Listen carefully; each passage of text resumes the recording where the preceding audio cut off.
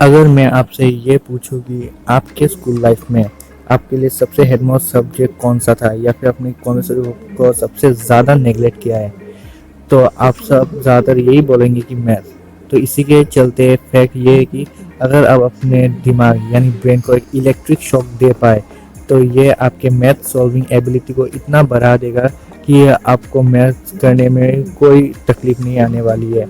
और ये एक नहीं, दो नहीं, बल्कि 6 महीने तक ऐसे ही चल सकता है।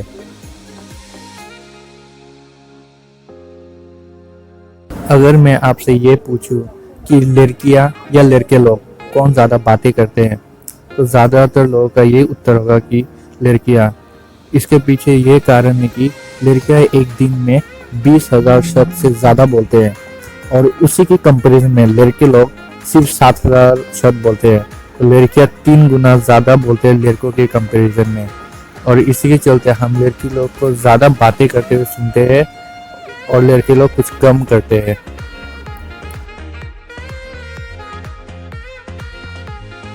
आपने पेंगुइन कहीं ना कहीं तो ज़रूर देखा होगा, चाहे वो असल ज़िंदगी में हो या फिर टीवी में।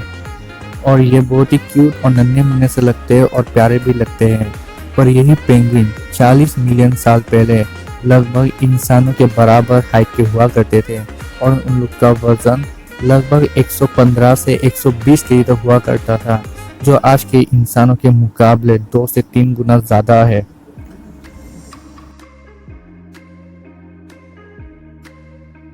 आखिर वो कैसा कारण है आपके लिए जो आपको सबसे ज़्यादा खुश करता हो या फिर आपके सेटिस्फेक्शन लेवल को बूस्ट करे, चाहे वो आप अपने काम से करने से मिलता हो या फिर दूसरों की मदद करने से।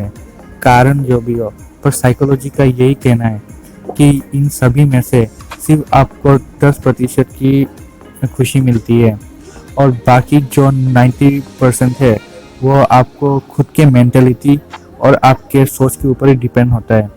चाहे वो आप अपने इनर फीलिंग्स को ले ले या आप अपने पॉजिटिव मेंटलिटी को ले ले, इन सभी को मिलाकर ही आपको बाकी 90% ही खुशी मिलती है।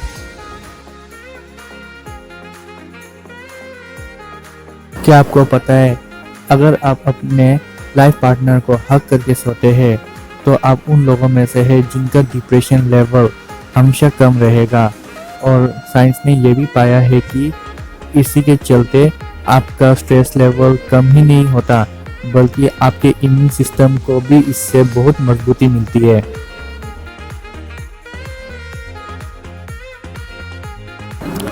हर एक इंसान और जानवरों में सिर्फ 2 कान ही होते हैं, पर ये जो पिक्चर आप अपने स्क्रीन में देख रहे हैं जिसमें एक बिल्ली है, इसका नाम योदा है, और ये एक स्कॉटिश फोल्ड का ब्रीड है, और इसको 2 नहीं बल्कि 4 कान है।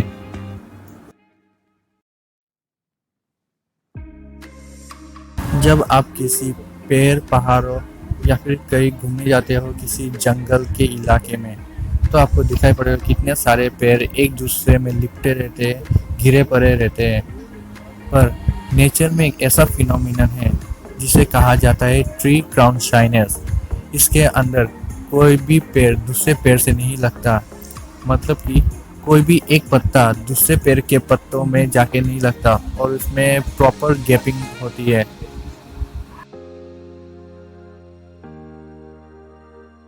अगर आप किसी लड़की से बात कर रहे हो और बात करते हुए आपको ऐसा लगता है कि उस लड़के ने बात नहीं सुना या फिर आपके बात को अनसुना कर दिया, तो साइकोलॉजी यही कहती है कि वो लड़की आपको एक मौका दे रही है अपने बात के टॉपिक को चेंज करने का।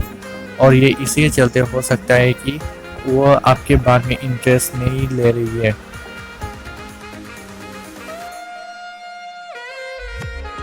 सोचिए कि आप घर से निकलते हैं चांद और तारे देखने के लिए रात को। तारे तो आपको भरपूर मात्रा में दिखाई पड़ रहा है, बस चांद ही नहीं है।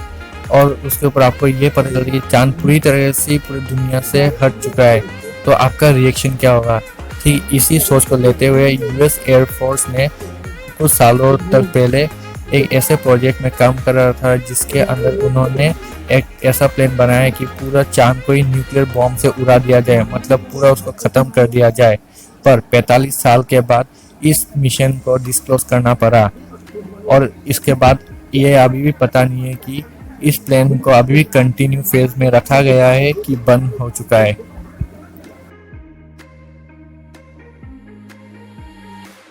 एक नॉर्मल इंसान का आँख कितना दूर तक देख पाता है?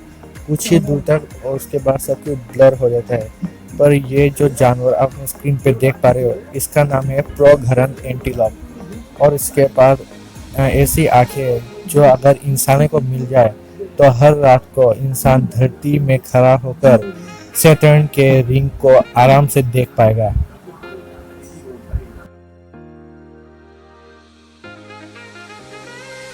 अगर मैं आपसे ये पूछूं कि दुनिया की सबसे बड़ी पॉपुलेशन आखिर कौन सी देश में है, तो ऑब्वियसली ये सबको ही पता होगा कि चाइना में। और इसी पॉपुलेशन को कम करते हुए उधर की गवर्नमेंट ने वन चाइल्ड पॉलिसी लागू किया था।